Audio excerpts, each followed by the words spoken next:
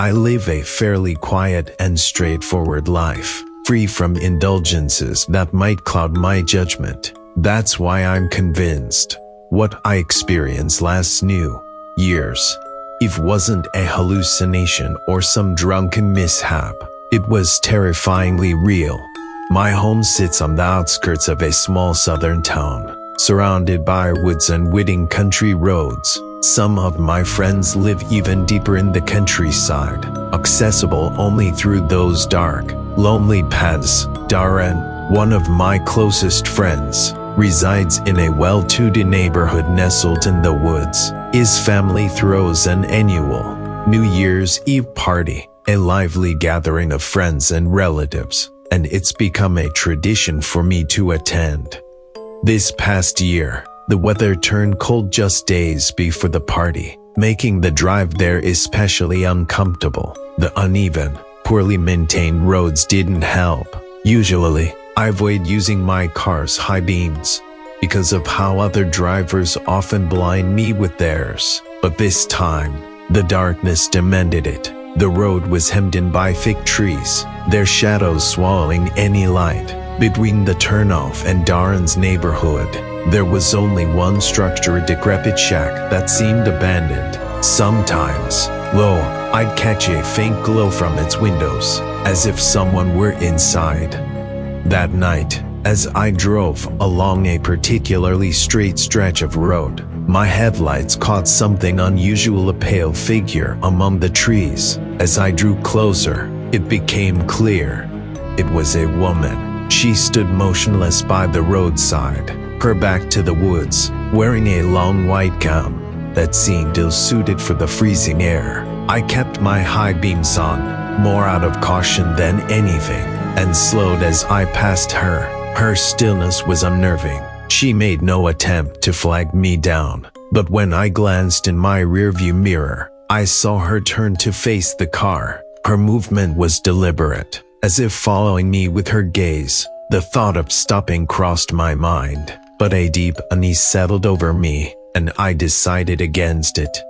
The party at Darren's house was lively as always. I arrived without incident, parked among the other cars, and joined the festivities. Midnight came and went in a blur of laughter and celebration. By the time I helped clean up and was ready to leave, it was nearly 2 a.m. The guests had all gone, leaving my car the only one in the driveway. When I started the engine, a low tire pressure warning flashed on the dashboard. The cold weather often caused such issues, so I didn't think much of it. I was eager to get home, and decided to take the same road back, despite the unsettling memory of the woman. The drive started uneventfully, but as I reached the stretch of road where I'd seen her, my car suddenly jerked. A scraping noise filled the air, and the vehicle rolled to a stop. When I stepped out to inspect, I found all four tires shredded, their rubber flayed as though by claws. The realization hit me. This wasn't an accident. Someone or something had done this. I stood there, the forest silence pressing in around me. Then, a twig snapped nearby. My phone's flashlight seemed pitiful against the surrounding darkness, but I turned it on, scanning the trees. That's when I heard it. A voice, soft and chilling. "I see you," it said. The voice was unmistakably female. My breath caught, and every instinct screamed at me to run, but my feet wouldn't move. Then, from the shadows, the voice came again. "Can you see me?" I swung the flashlight toward the sound. At the edge of the trees stood the woman in white. Her gown was filthy, streaked with mud and dark stains. Her face, it was horrifying. Her jaw appeared mangled, as if it were missing entirely, yet she seemed to be grinning. I bolted, abandoning my car, and sprinted back toward Darren's house. The sound of twigs snapping and leaves crunching behind me confirmed she was chasing me. When I finally reached Darren's door, I pounded on it until his mother let me in. Shaking and breathless, I recounted everything. They insisted I stay the night, and called the police and a towing service. Though I felt safer inside, I couldn't shake the dread. Later that night, a soft tapping sound woke me. It came from the second-story window of the guest room where I was staying. My heart raced as I glanced at the clock. 3:14 a.m. Then I heard it again, her voice, faint but clear. "I see you." I didn't dare look outside. Morning couldn't come fast enough. When it did, Darren's father discovered a rusty knife in the yard, likely hers. The police searched the shack but found no one, only carcasses of gutted animals scattered around. To this day, I don't know where Watch was, but I'll never forget her. When I was 26, I visited a friend in San Diego. After a relaxing trip, I boarded a late-night flight home. My plane landed at midnight, and by the time I reached the ground transportation area, it was nearly 12:30 a.m. I flagged down a taxi and gave the driver my address. He seemed friendly enough, offering a flat $30 fare, which was cheaper than most rideshare apps. The ride began uneventfully. I placed my bag on the seat beside me, diagonal from the driver, and we set off.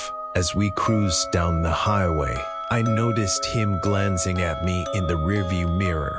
Twice, his eyes lingered longer than felt appropriate. The second time, he broke the silence. "Where are you coming from?" he asked.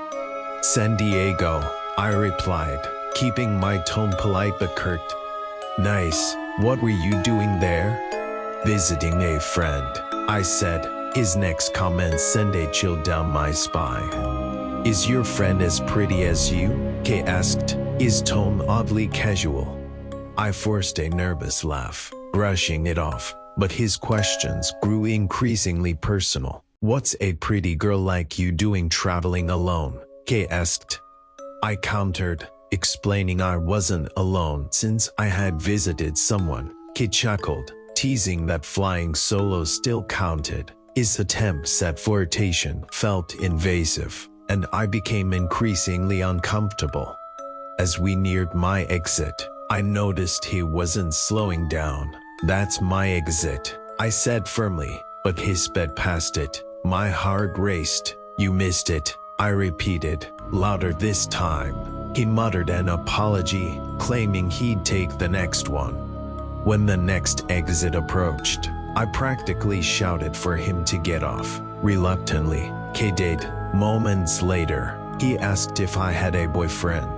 "Yes," I lied, adding that he lived with me. The driver's silence was unsettling, but he glanced at me in the mirror, his expression unreadable. At the next red light, I saw a police car parked in a nearby lot. Seizing the opportunity, I grabbed my bag and opened the taxi door. The driver yelled, demanding to know what I was doing, but I bolted toward the officers. Instead of following me, the driver sped off, leaving me shaken but relieved. The officers listened to my story and kindly offered me a ride home. Though safe for the moment, the nightmare wasn't over. That night, someone knocked on my apartment door. Fear paralyzed me. Was it him? The knocking persisted but eventually stopped. The next day, my neighbor mentioned seeing a man outside my door, but I couldn't confirm it was the driver. Weeks later, the paranoia lingered. I installed cameras and kept a taser by my bed. Though I've since moved twice, the memory of that night haunts me. Was he a legitimate driver or something far more sinister? I'll never know, but I've sworn off taxis for good.